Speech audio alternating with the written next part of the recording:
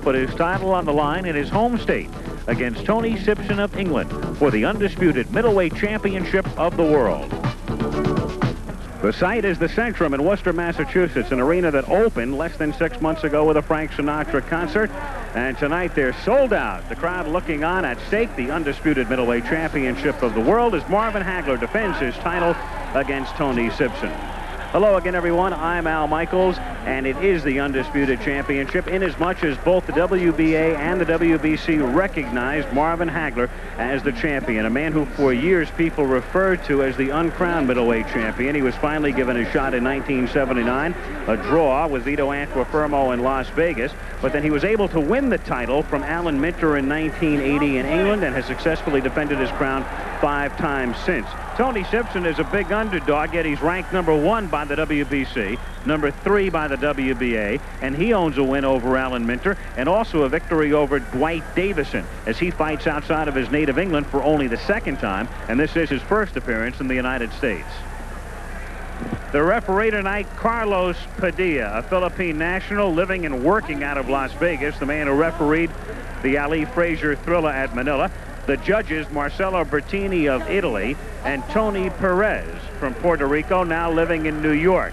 2 judges and the referee. The referee figures in the scoring. A look at the tail of the tape. Marvelous Marvin Hagler is 28 years old. Sibson is 24.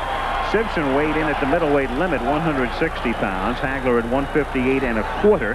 Hagler has an 1.5 inch advantage in height and a big advantage, 6.5 inches, in reach. So we're set. The undisputed middleweight championship of the world at stake, at hand, round 1. Both fighters wearing 8-ounce gloves. 10-point must-scoring system. The 3 knockdown rule has been waived. There's a mandatory 8 count for a knockdown. And under the new rules, as Hagler tries to connect with a combination, the referee, Padilla, can't call for a standing out 8 count if one of the fighters is in danger. That's a new rule in the wake of the Dooku Kim tragedy. It would be scored as a knockdown. There's no saving by the bell except in the 15th round. Hagler with a reach advantage. It would behoove Sibson, you would think, to try to work inside, to try to get inside on Hagler, but Marvin with a quick right followed by a left. And Sibson hanging on as Padilla breaks them apart, but Hagler coming out quick with a couple of chopping rights.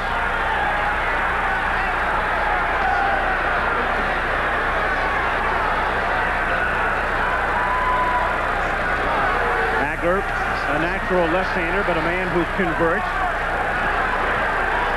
And of course, from time to time can confuse an opponent, normally a lesser opponent than somebody who's qualified like Simpson to fight for the middleweight championship of the world.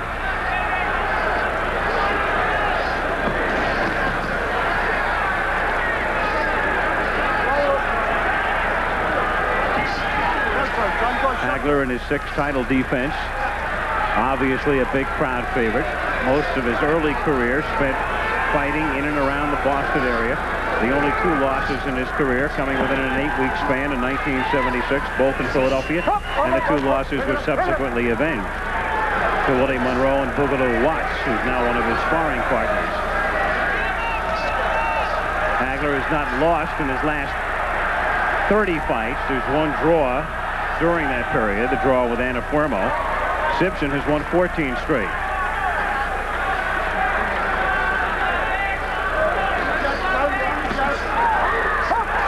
Much of the talk in Worcester this week preparatory to this bout dealing with the fact that Sibson did not spar since coming to the United States a week and a half ago.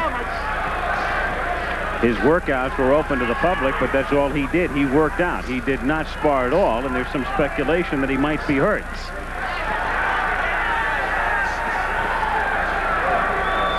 "30 seconds remaining in the first round, and the pace in this round relatively dominated by Hagler.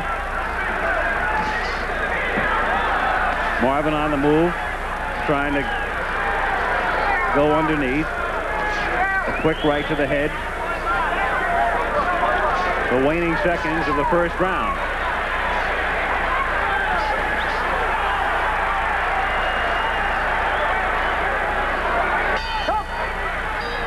Round 2 for the middleweight championship of the world. Marvin Hagler against Tony Sibson. Round 1, a good one for Hagler, who came out, scored early, quickly, established the pace, took control of the round. And now Sibson with a couple of quick lefts.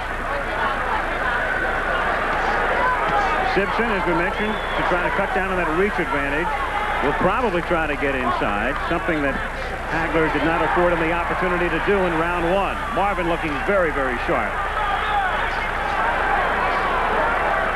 Marvelous Marvin Hagler it is, and that's his legal name. He had it changed. And when it was changed, he had to produce his birth certificate as proof, and that's how they found out he was only 28 instead of 30. He still claims he's 30. What it amounted to when he was an amateur, he got an early start. He said he was 18 when he was really only 16. Hagler 28, Sibson 24. Round 2. Hagler very much fighting his fight in the first round and a half. We're halfway through the second round. Hagler not the type who will normally knock you out with one blow. If you've seen him before, a combination type fighter, he'll wear you down, attrition, and normally he does it with great rapidity. He's fought only 6 rounds in the last 16 months, a 5-round knockout and a first-round knockout. He knocked out Caveman Lee in 1. Took care of Fulgencio Opal Mejias in 5. If he's rusty, he's not showing it at all, despite working a rather limited schedule over the past year and a third.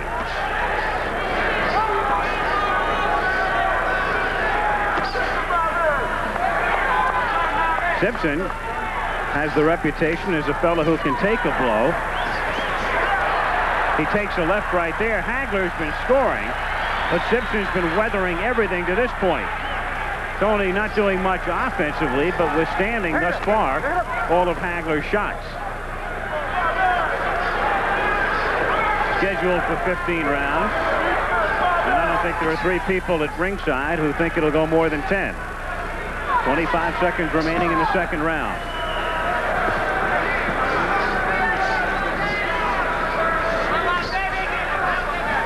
Sibson looking for an opening, and Hagler giving him absolutely nothing. Missing with a right.